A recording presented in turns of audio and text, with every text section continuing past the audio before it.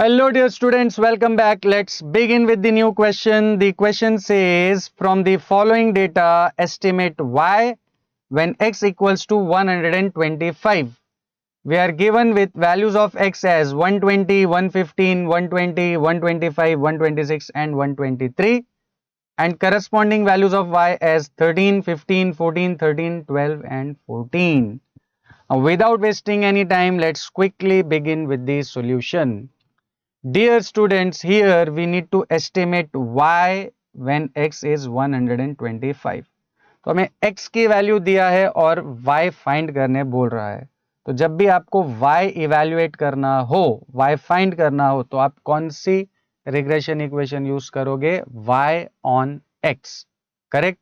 I repeat, x is given and you need to evaluate y. तो which regression equation we will find? Regression equation of y on x. अब regression equation of y on x find करने के लिए सबसे पहले हमें क्या करना होगा? टैब्यूलेशन, बिकॉज हमको x और y की कुछ वैल्यूज दी हुई है। तो first of all will tabulate the entire data. अब टैब्यूलेशन में in the first two columns will copy down the values of x and y as it is from the question, right? जो भी values हमें x और y की दी हुई है वो हम एज इट इज यहाँ पे कॉपी कर लेंगे। बट यहाँ पे नॉर्मली जब हमें regression equation of y on x find करना होता है तो हम x और y के बाद नेक्स्ट कॉलम कौन सा बनाते हैं? x इंटू वाई का एंड देन x स्क्वायर का, right? x y and then x square. But यहाँ पे एक छोटा सा प्रॉब्लम है। What is the problem? The values of x and y are quite big. तो इन बड़ी वैल्यूज के साथ कैलकुलेशन थोड़ा सा डिफिकल्ट हो सकता है। तो उसको ओवरकम करने के लिए हम सबसे पहले क्या करेंगे? Will try to minimise the values of x and y। Correct? तो मिनिमाइज करने के लिए हम क्या करेंगे? x और y को कोई नए वेरिएबल्स में ट्रांसफॉर्म कर देंगे। अब उसमें ट्रांसफॉर्म कैसे करना है उसके लिए first of all see what is the smallest value of x? yes, you are right, it is 115. And what is the biggest value of x? it is 126. तो स्मॉलेस्ट वैल्यू है 115 और बिगेस्ट वैल्यू है 126। तो इन दोनों के बीच में approximately central value क्या हो सकती है? Approximately can it be 120? yes, if someone wants to take 119 or someone wants to take 121, that is also fine. तो I am considering 120 as the central most value. तो अब हमें करना क्या है? x को ट्रांसफॉर्म करना है u में। कैसे? x माइनस 120, वो जो हमने सेंट्रल मोस्ट वैल्यू फाइंड की थी वो हम x में से क्या कर देंगे? सब्ट्रैक्ट कर देंगे, राइट? सिमिलरली y के लिए जो सबसे स्मॉलेस्ट वैल्यू है वो है 12 और जो सबसे हाईएस्ट वैल्यू है वो है 15। तो 12 और 15 के बीच में अप्रोक्सीमेटली एक सेंट्रल वैल्यू क्या हो सकती है? 13। और अगर किसी को 14 कंसिडर करना है तो वो भी कर सकते हैं। No hard and fast rule, right? एक अप्रोक्सीमेट सेंट्रल वैल्यू आपको आइडेंटिफाई करनी है। तो हम लोग यहाँ पे 13 को सेंट्रल मोस्ट वैल्यू अज्यूम कर लेते हैं। तो y को हम ट्रांसफॉर्म कर लेंगे किसमें? v में, by subtracting 13 from the values of y. I hope this is clear. This is called shift of origin. तो बेसिक आइडिया क्या है? x और y की जो बिग वैल्यूज है उनको स्मॉलर वैल्यूज में हमें कन्वर्ट करना है। तो उसके लिए हमने x और y को किस में कन्वर्ट कर दिया? u और v में। अब देखिए u is x minus 120, right? तो x की जो फर्स्ट वैल्यू है वो है 120। तो if you put x as 120 it will be 120 minus 120, that will be 0. Then next value of x is 115. So 115 minus 120 will be minus 5. Then 120 minus 120 will be 0. 125 minus 120 will be 5. 126 minus 120 will be 6. Then 123 minus 120 will be 3. Similarly, v के लिए first जो y की value है वो है 13. So 13 minus 13 will be 0. Then 15 minus 13 will be 2. 14 minus 13 will be 1. 13 minus 13 will be 0. 12 minus 13 will be minus 1. 14 minus 13 will be 1. तो यहाँ पे हमने सक्सेसफुली x और y को किस में ट्रांसफॉर्म कर लिया? u और v में। और इस प्रोसेस को क्या बोलते हैं? Shift of origin, right? अब जब हम x और y को u और v में कन्वर्ट कर लें और हमें इक्वेशन कौन सी चाहिए? कम ऑन, क्योंकि हमें y इवैल्यूएट करना है। तो which equation we are interested in? Regression equation of y on x, right. तो y on x equation find करने के लिए जब भी आप x और y को u और v में कन्वर्ट करो तो नेक्स्ट कॉलम आप कौन सा बनाओगे, u इंटू वी का, and the final column will be u square. और बाय चांस अगर आपको x on y वाली इक्वेशन फाइंड करनी हो तो u स्क्वायर की जगह पे आप कौन सा कॉलम प्रिपेयर करोगे, v स्क्वायर का। Is this clear? तो जब भी regression equation of y on x आपको फाइंड करना है तो x y u v u into v u square, और x on y वाली इक्वेशन के लिए आप u स्क्वायर की जगह पे कौन सा कॉलम बना लोगे, v स्क्वायर का, राइट। तो let's find the values of these two columns. तो u इंटू वी मतलब इन दोनों कॉलम्स का product.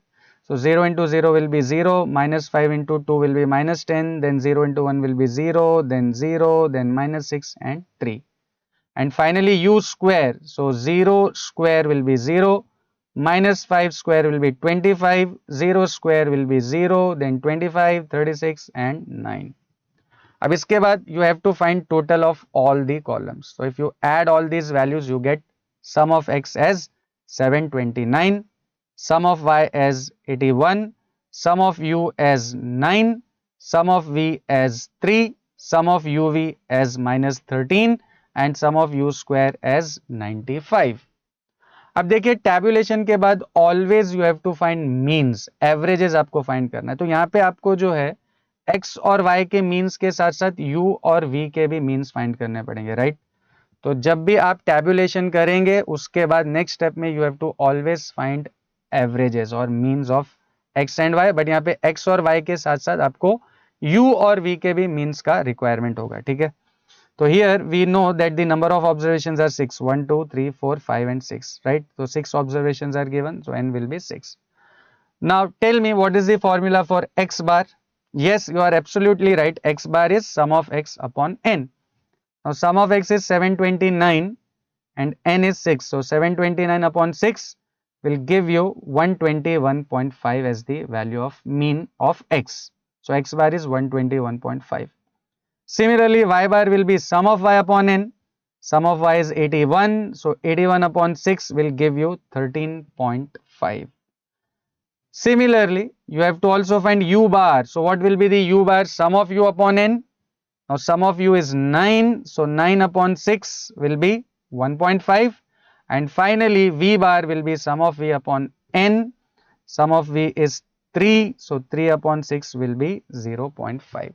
So we have successfully calculated averages of x, y, u and v.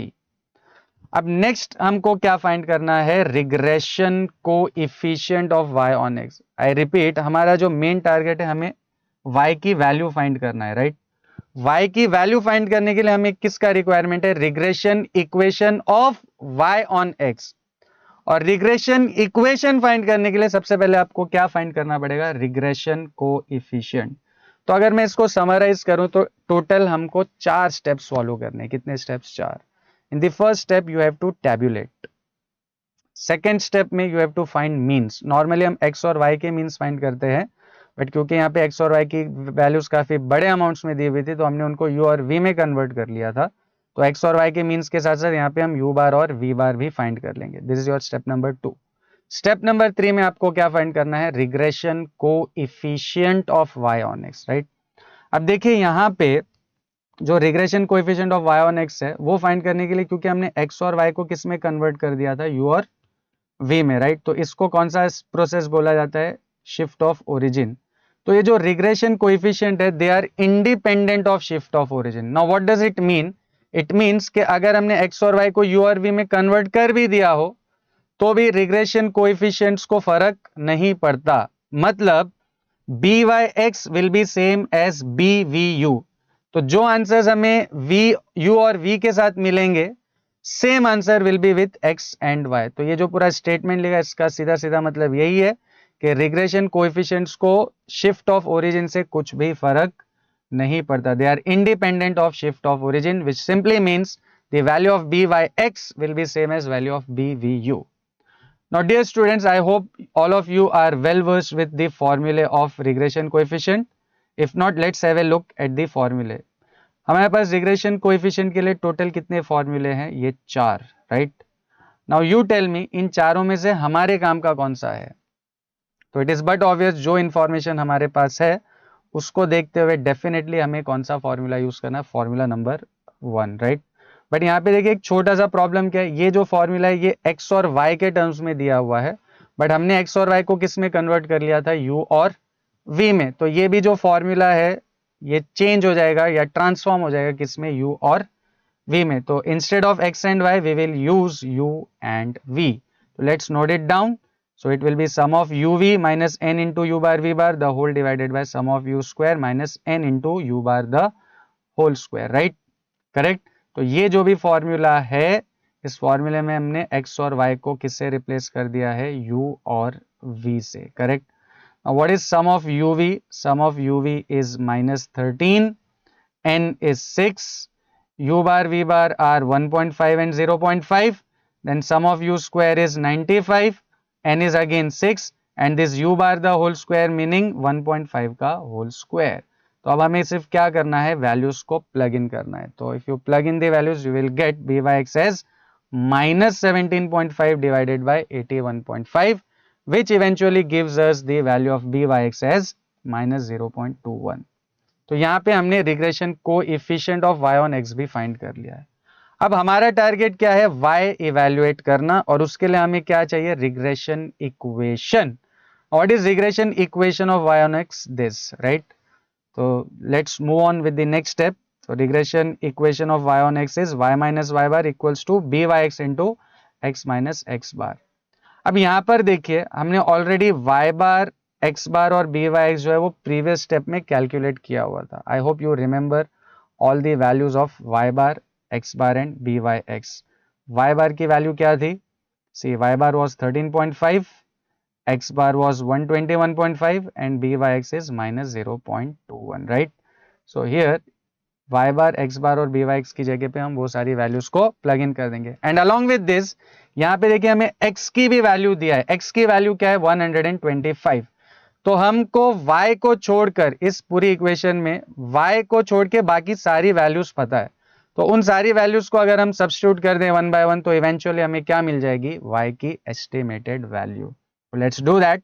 So in the next step it will be y minus y bar was 13.5, by(x) was -0.21, x is given as 125 and x bar is 121.5, right?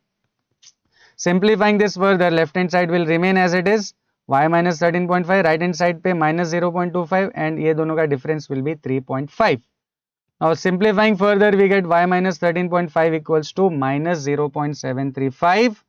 अब next step में ये जो -13.5 है this will go on the other side and becomes +13.5। So y will be -0.735 plus 13.5 and that is the final value of y is 12.765। What is the estimated value of y when x is 125? It is 12.765। I hope this is clear to everyone. See you in the next video.